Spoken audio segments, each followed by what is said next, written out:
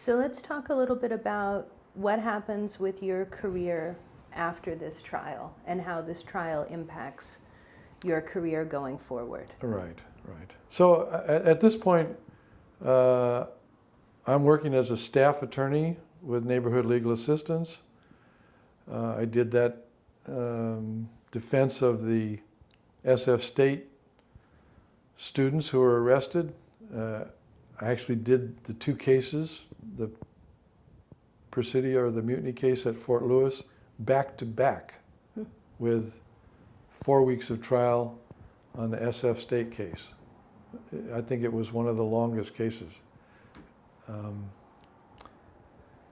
They assigned these cases in groups of 10, so every lawyer got 10 members of the mass arrest, which was 400 total.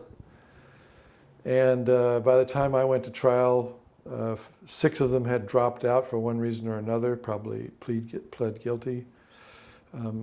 I had 2 of the 4 that went to trial because at the last moment, 2 of the 4 decided that they would represent themselves.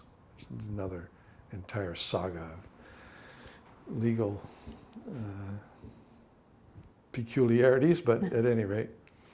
Then I went back to just being a staff attorney doing civil matters.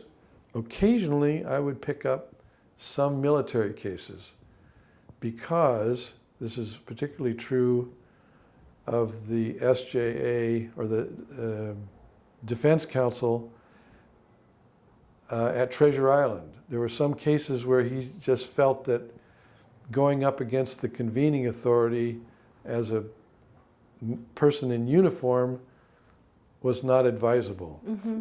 His name was Phil Barnett, and I knew him afterwards to some extent. But that was that was not the only. It was certainly the first court-martial that I did, but it was not the only court-martial I did while I was at Neighborhood Legal Assistance. I did a couple of other ones. And at any rate, the mutiny case gave me a certain notoriety among other lawyers. Mm-hmm. He does military case. He knows about military law, that sort of thing.